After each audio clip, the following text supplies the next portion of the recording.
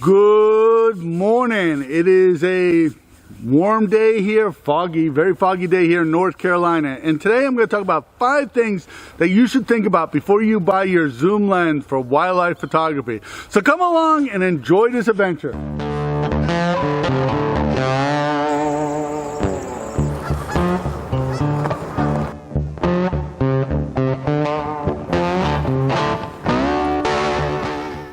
Today I want to talk about 5 things that you should think about before buying a zoom lens or a wildlife photography lens.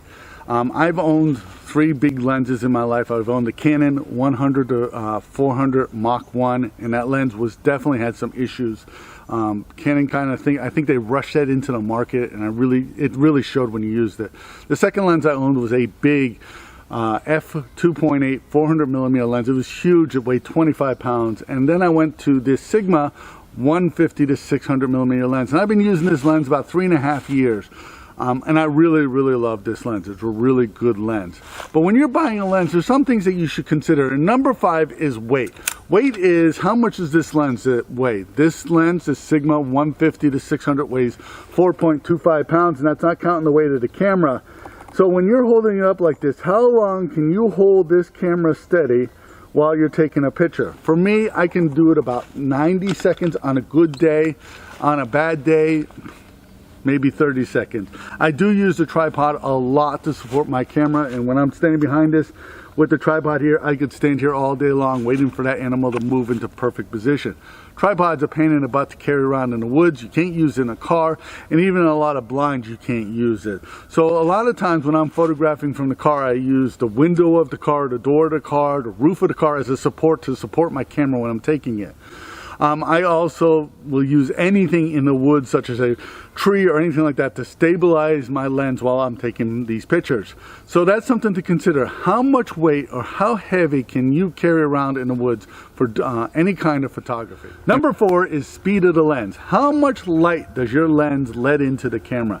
Now, lens manufacturers do a couple things to make their lenses faster. In this example here, this is a f6.3 at 600mm.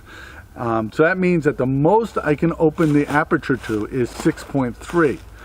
My wife's lens is a 7.1, so that means that it's slower because the most she can open the aperture to is 7.1.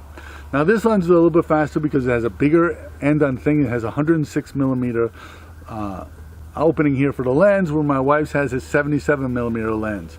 It also has a few technical things inside of here. The barrel's a little bit bigger than hers and that kind of stuff. All of that comes with the expense of weight. There's also an additional cost. This lens costs about $200 more than my wife's lens. And to give you an idea, these lenses fall brand new. I saw this lens in the last month. I've seen it between $1,800 and $2,100. Her lens, I've seen it as cheap as $14.99, and I've seen it as expensive as $19.99. So that's something to consider. This lens is definitely more expensive, but that's something to consider too. Also, the weight. The faster the lens, the more it weighs. So these are the things that you need to consider when you're buying a lens. Number 3, does your camera fit your lens natively? Now, I upgraded from my Canon 5D Mark III, or 4, to the R6. And when I upgraded to the R6, one of the issues I ran into is that this lens does not natively fit onto this camera. I had to buy an adapter, which Canon makes. It costs $100, which kind of annoys me because it's like, that's just another thing that I have in there, another potential technology that could fail on me. But with that being said, I'm very happy with the performance I'm getting from both the camera and the lens combined. But this is something that you should consider. I know that I've read online that some people have had some issues with merging these 2 pieces of technology. So that's something that you should consider. It wasn't hard to fix, but it's something that you should consider before you decide to buy one. Do I have to buy an adapter for my lens for it to fit this camera? Number 2 is focus length. What is the maximum focus length of your lens? Now, the minimum your maximum focus length should be is 400mm. Now, when I'm saying that is that you could have a zoom lens from 1 to 400, but most of your photography that you're going to be doing is at your maximum focus length. This is a 600 millimeter lens, and I would say that 75 to 80% of my photography I take at 600 millimeters.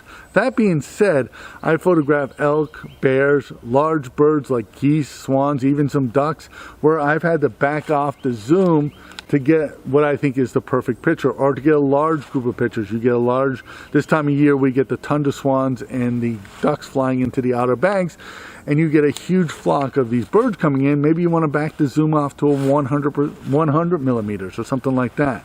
Having a zoom lens gives you that flexibility. Now, most of these lenses that you find in this price range are zoom lenses, which are really good, but I think you need a 400 millimeter or greater for your zoom lens, because less than that you're just not going to be able to have enough zoom to be able to take photos of stuff, and then you have to crop out a lot more of the picture, and that's creating issues in and of itself. So I think the number one thing that you need is a minimum of 400 millimeter lens. Number one issue with buying a lens like this is cost. No matter what anybody says, cost is probably the single biggest issue with buying them. This category of lenses, they go from about $1,500 to $2,200 depending on which lens you buy and when you buy it.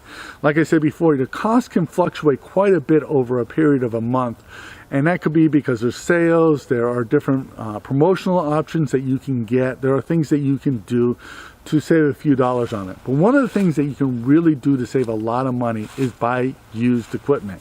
There are several reputable websites that will sell you used equipment, and if you're not happy with it, they'll send it back to you.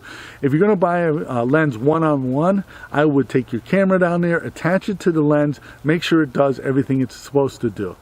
That's a great way to buy a lens. Another thing that you can do is if you buy it on eBay, make sure that the person that you buy it from is going to pay for shipping back if you're not happy with it. All these things are great ways for you to buy the lens that you want for the price that you want. So I'm hoping you got something out of this. If you did, please give it a thumbs up. Please subscribe to this channel because that really helps us in the YouTube world. Become a Patreon supporter. Your support allows us to keep doing this. My name is Leahy, and thank you for watching.